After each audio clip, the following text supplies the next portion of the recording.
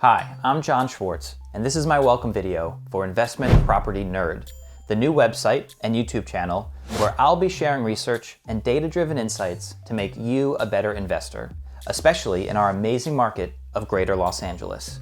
I shot a version of this video last week and it was great, full of enthusiasm and salesmanship and the like, but I'm shooting a new one because we have something important and timely to discuss: Prop 21 and how it could affect your investment decisions. Prop 21 is a ballot proposition that will be on the California ballot this November 3rd. Prop 21, if passed, will replace the Costa-Hawkins Rental Housing Act of 1995. So let's start by quickly reviewing that law. Costa-Hawkins has 3 provisions that limit the rent control laws that can be passed by cities and counties. Firstly, the law limits rent control to buildings built and occupied before February 1st, 1995. Secondly, it exempts all single-family homes from rent control. And thirdly, it codifies a policy known as vacancy decontrol, which is when a landlord has the right to increase rent to market rates whenever there's a vacancy. Outside of these 3 provisions, cities and counties are allowed to enact what rent control measures they choose. For example, in Los Angeles, there's a cap on the amount that a landlord can raise rent every year, but that cap cannot be applied to buildings built after 1995, cannot apply to single-family homes, and no cap can be applied when a vacancy is being filled. Now let's review how Prop 21 changes these 3 provisions. Firstly, Prop 21 limits rent control to buildings built 15 or more years ago on a rolling basis. Secondly, it exempts single-family homes only if the owner is a natural person who owns 2 or fewer rentals.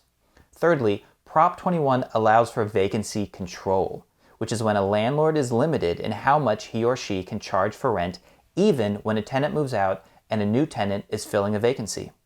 Fortunately though, Prop 21 specifies that if a city or county enacts vacancy control, it must allow landlords to increase rent at vacancy by at least 15% over what the outgoing tenant was paying. So let's talk about what these changes mean for us as investors.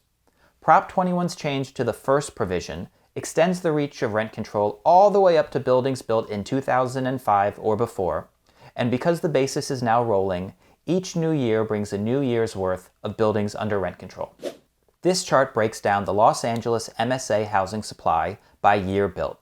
As you can see, current law exempts between 10 and 17% of housing in Los Angeles.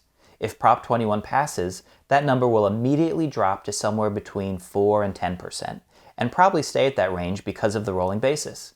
Personally, I'm agnostic to this kind of expansion of rent control. Developers need incentive to build new buildings, and renters rely on the security provided by rent control. A 15-year rolling basis seems like a decent compromise. Prop 21's change to the second provision is a real blow to investors with single-family portfolios. An investor can hold only 2 rental homes to avoid rent control, and the owner of the rental homes must be a natural person, which means if the owner of the rental homes is an LLC or a family trust, then the home can fall under rent control.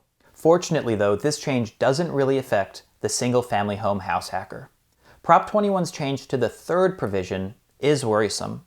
Whereas Costa-Hawkins forbids cities and counties from enacting vacancy control, Prop 21 would give cities and counties the option to enact it by local ordinance. It's important to understand that Prop 21 itself doesn't enact vacancy control. It just makes it an option for local governments. However, if Prop 21 passes, it means vacancy control will be on the table. As an investor, I have mixed feelings. On the one hand, rent control offers an opportunity for savvy investors to do their homework and find knockout deals.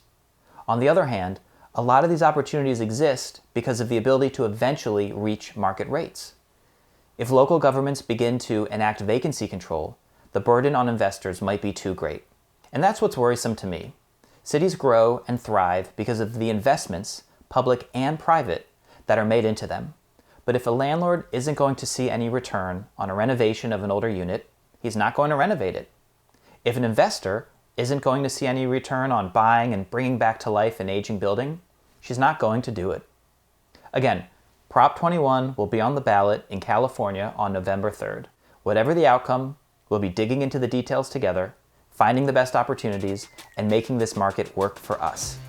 Thanks for watching Investment Property Nerd. Please like and subscribe and let me know in the comments below what you think about Prop 21.